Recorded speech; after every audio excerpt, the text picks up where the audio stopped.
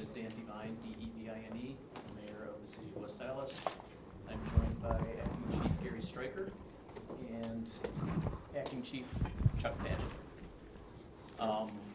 As I'm sure you all know, last night we had a fatal fire on the 7700 block of West 6th Avenue. Our first fire unit arrived in 2 minutes and 15 seconds. There were 3 fatalities in this fire, and unfortunately they were children. 2 of the victims were 4-year-old boys, and there was 1 5-year-old girl.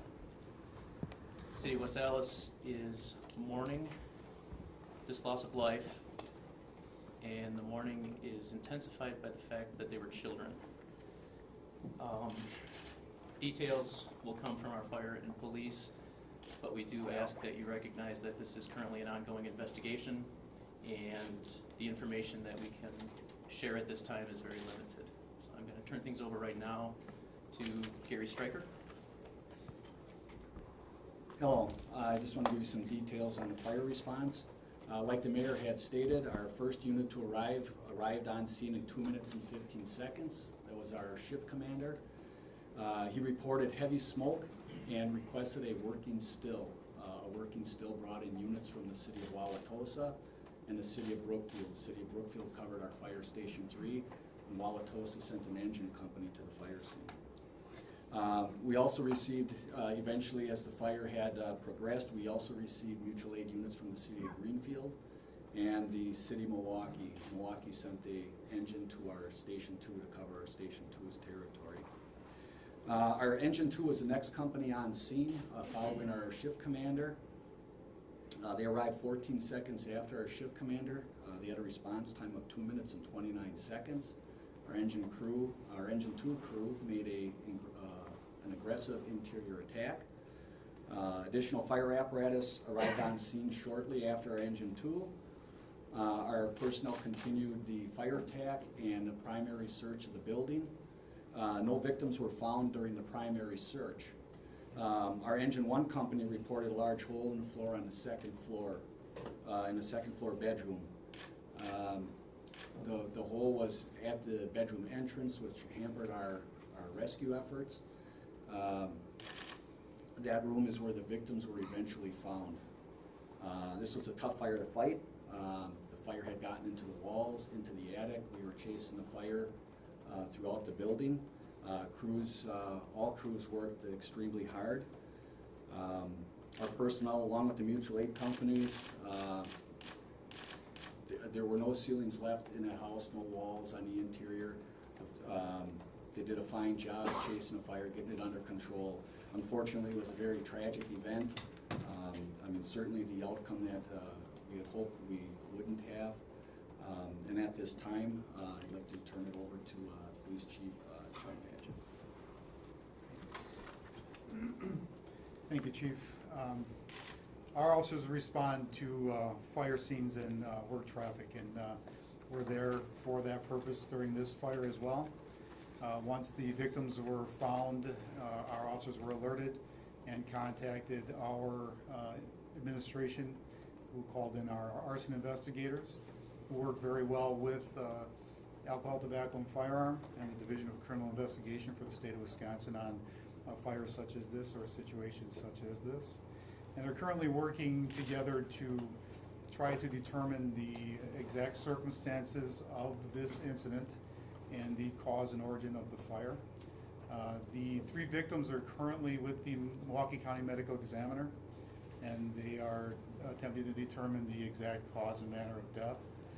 And our officers will use that in their investigation and moving forward. We are in contact with the mother of the 3 children. She is with us in our custody and is cooperating with our investigators to determine exactly what happened here. So it is an ongoing investigation. We're very limited in what we can release at this time. We don't want to compromise anything in the investigation. It's a very tragic event. On behalf of the men and women of the West Allis Police Department, I'd like to send out our condolences to the family and friends of the victims. Chief, was there any adults in this house at the time? At the time of our arrival, there was not an adult in the residence. No.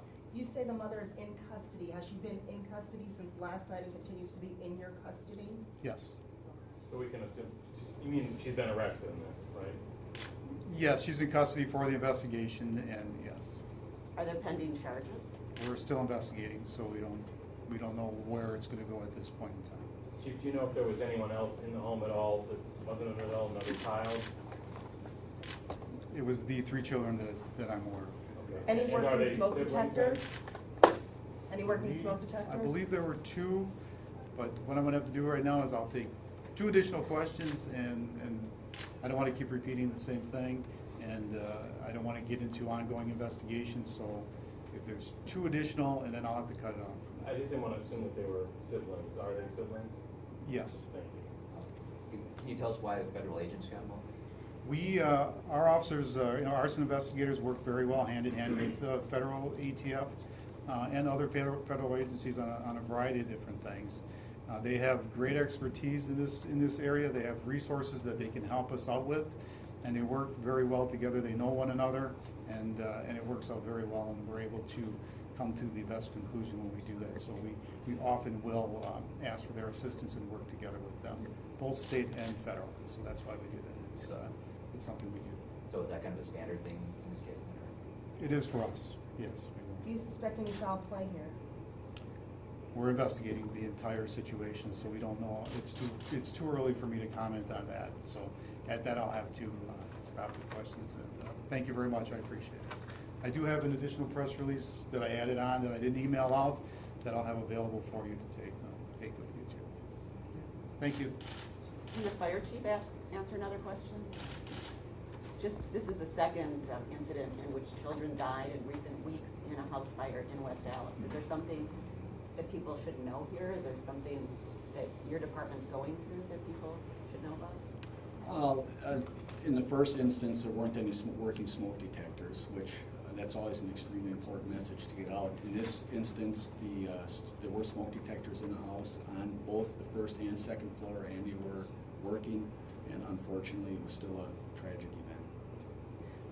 How hard has this been for your crews who have had fought both of these fires? It's very difficult, as you can imagine. It's always tough to lose a life, and in particular when you're dealing with such young children, it makes it doubly as bad. So we did have a critical incident stress debriefing at 8:15 this morning with all those personnel that were at the fire. Will grief counselors be coming in, or has it not risen to that level yet? It hasn't risen to that level yet. And maybe this is better addressed for the mayor. Is the city now going to do anything proactively to try to encourage people, check your smoke detectors? Obviously this one there was, but the last fatal fire there wasn't. We do some of that already. I know our department does a lot of community outreach at neighborhood events, community events. We do offer free smoke detectors, I believe, to low-income residents.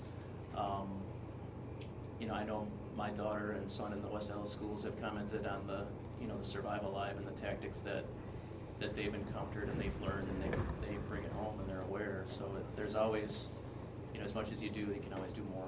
You can always ramp it up.